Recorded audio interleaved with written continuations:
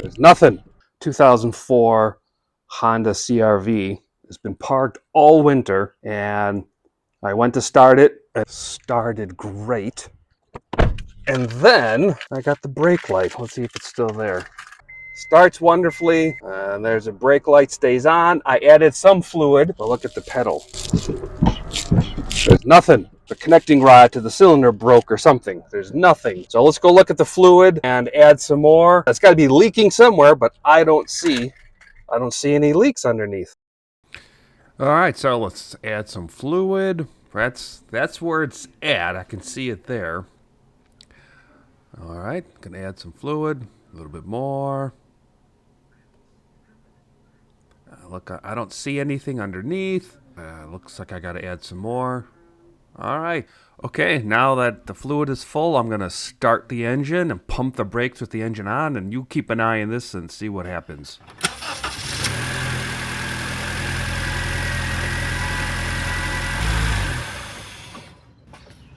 This still full.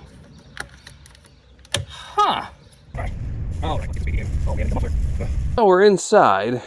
Just a very quick visual inspection. Fluid is still the same. It's all intact. It's there. It certainly could be leaking somewhere, but it's there. There's still no drips or anything underneath. So where all that fluid went over the winter, I don't know. Let's see what the internet says. So according to the service manual and the internet, the most likely issue is the master cylinder, not the booster, but the master cylinder. When those seals break, you can lose the ability to compress the fluid, and there also may not be an fluid leak, which is what I'm experiencing. So let's spray these down. There we are. All right, I'm gonna let that sit overnight. So the first thing I have to do is remove this, I guess this is a support bar or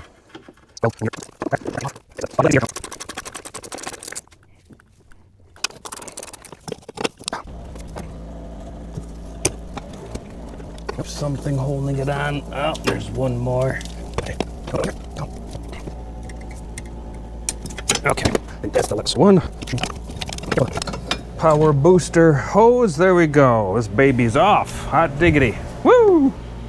Now, it seems simple, but I think I just gotta take this baby off. I'm gonna pull out the sensor wire. Don't forget that. Let's see. Yes, I are. I think. Oh. So this thing fits in perfectly. There are 1, 2, 3 little, whatever these are, divots that you can get something into to pull it out. So that is that. Wiki. As suspected, these are all rusted to heck. So if you have a vehicle this old, you are also going to have rust issues. And what I want to do is I want to crack these loose while this is still rigidly attached to the power booster, so it's good and rigid. We'll use some line wrenches. A 10, be my guess. It is. What do you think? You think it's just gonna come right out, lickety split? Yeah, I don't think so either. Ooh. All right, wow, amazing. It did break loose. I'm honestly shocked. Now let's try this one, a little harder to get to, but.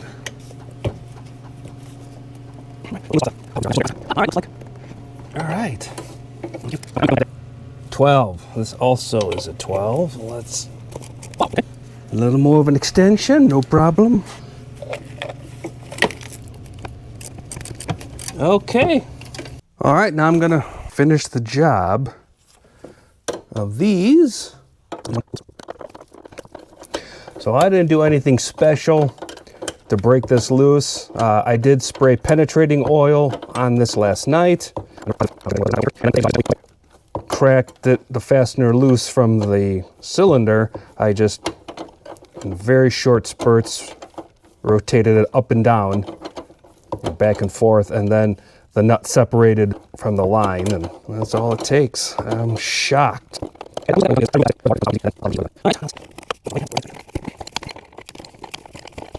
So I also found a good video from AMSOIL about the power booster, which I will put down below. It was a great 2-minute video, and it kind of confirmed my symptoms of basically having no pedal resistance, but also no leaks. So that is, between that and the service manual, is what led me to conclude, or the master cylinder, I'm sorry, is the most likely cause. All right, boom. Okay, interesting. So those came out relatively easy. Now in theory, I back those two out, and as I say, it should just come out like butter. Let's get the hard to reach one out.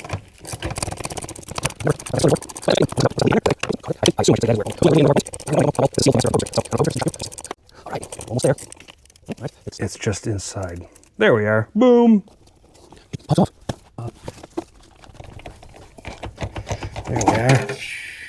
Oh, where we are. I assume that's the vacuum. Ha, there we are.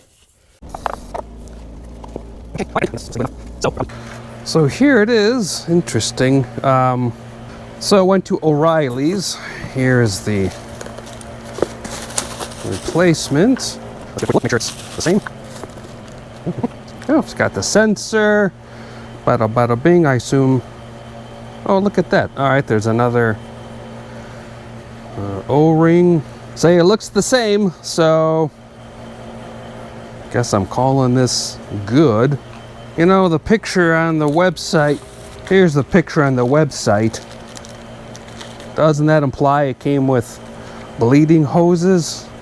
So now we have to bench bleed. I will do a little bit more investigation, then come back. So this is what came with the master cylinder.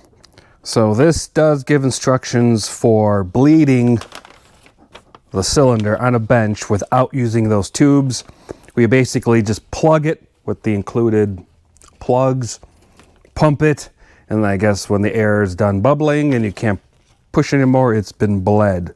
And apparently you put these in, but not that far, not tight, because I think you want to allow fluid to soak all the way down when you first pour it in, and then so when it leaks out these two ports, that confirms it's gotten all the way from there down to there.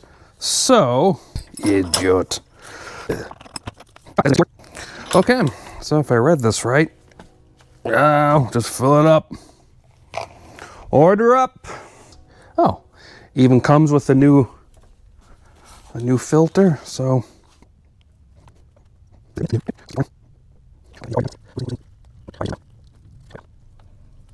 know what, I guess I'll just leave them off. Waiting and waiting. Let me read the directions again whilst we wait. Yep, I read it correctly. There we are. All right, that one is leaking or dripping, so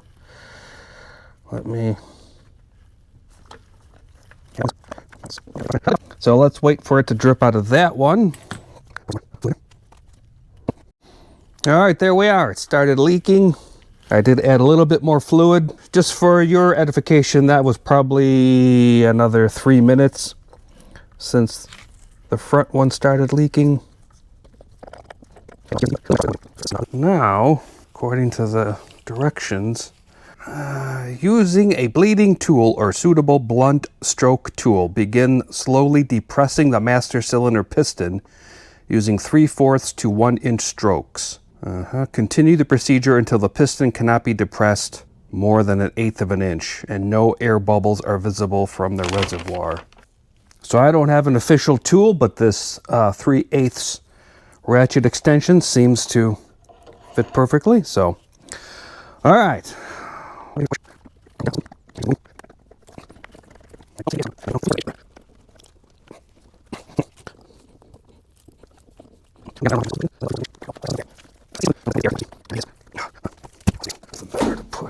Oh, There we are.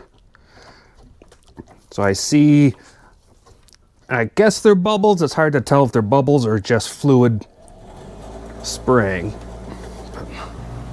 So, I don't know. I'm gonna call this done. I have no idea if I actually bled any brakes, but I assume when I bleed each individual brake line, it'll work itself out. All right, I think I just put this back on in reverse order and then bleed all the brakes, methinks.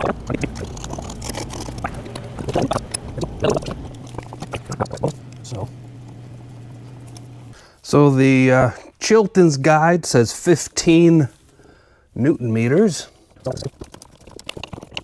So that plug is in my way, and I don't see any way around it other than a half-assed torquing.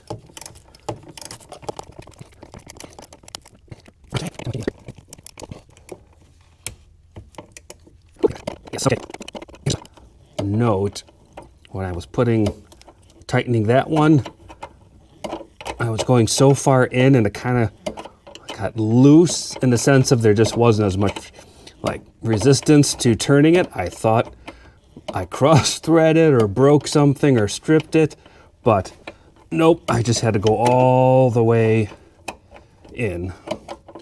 That's all I had to do, and then I tightened up good.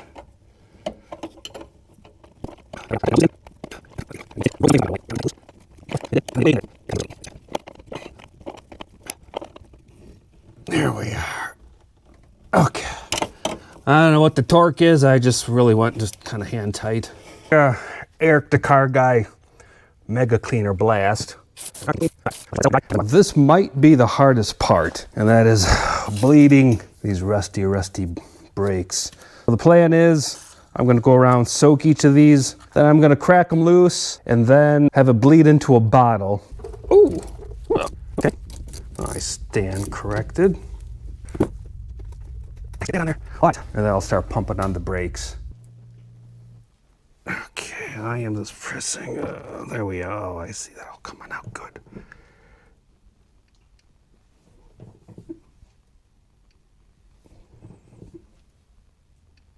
Call that good. All right, so basically, I'm just gonna go around. All the other ones do the same thing. Let's just put it in reverse and see what happens. I'll be honest, it doesn't feel too bad.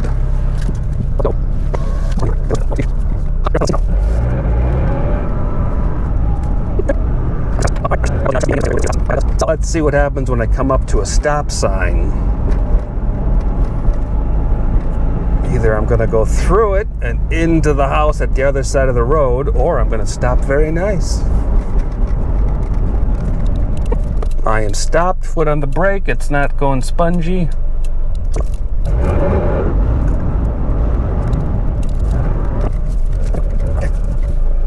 So the brakes work okay, but they are still spongy. So I believe there's still air in the line. And since I'm not convinced that I really bench bled this that good, I'm going to try a technique where I'm going to just loosen these a little bit so it leaks, and then press on the pedal, and in theory that should hopefully bleed out any air that's left in the master cylinder. I'm just going to crack this. I've already started a little bit, but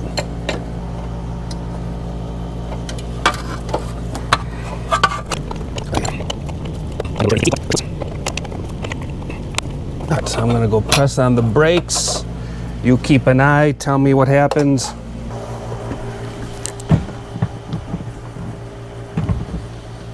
No. So the problem actually got worse now. So as you saw what I did, I just cracked the connection, pumped the brakes, fluid came out. So what I think happened though is I just introduced more air into the line right at the end of the brake line. So I'm going to do a whole nother brake bleeding, but I'm going to try a little different tool this time, one that I can watch and see what happens while I'm doing it.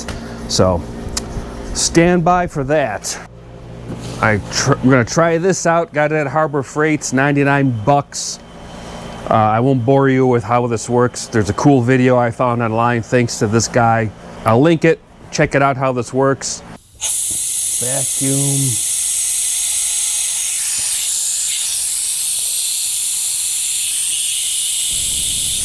So I'm on the next wheel and I put more fluid in here, and by God, it's keeping it at the level. You feel or hear the air bubbles going up. When the air bubbles go up, it drips a little bit into the reservoir. Fantastic. Go look at the other wheel. Here it is.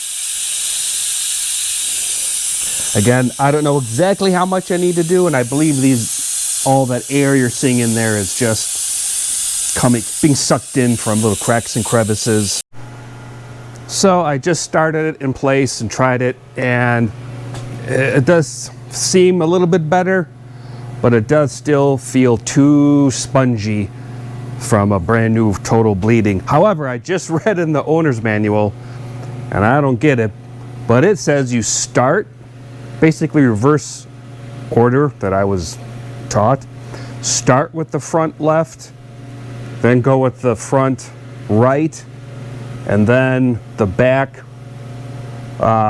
left, and then the back right. I've never heard of that before. I always start with the furthest from the... So I'm going to do a very quick bleeding in that order and see if that changes anything. A few moments later. All right, so I bled all the brakes, did a complete fluid exchange, and now I want to take it for a test drive. So far so nice. I'm just stopping in reverse. Good traction. Let's go around the block. Slow down braking is nice. Can't complain.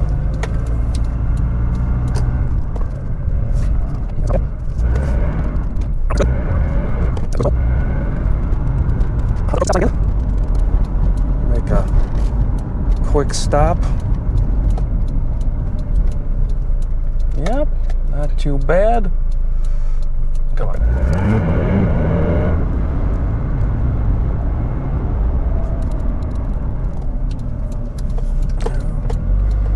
Not too bad. A nice smooth braking. Well, I gotta say, so far it feels good. I have to depress the pedal down a little bit further than I'm accustomed to with my other vehicles, but that could easily just be the status of my brakes in general. I'll be honest, I didn't actually look at the pad life or anything. Or there could be the tiniest bit of air still trapped somewhere.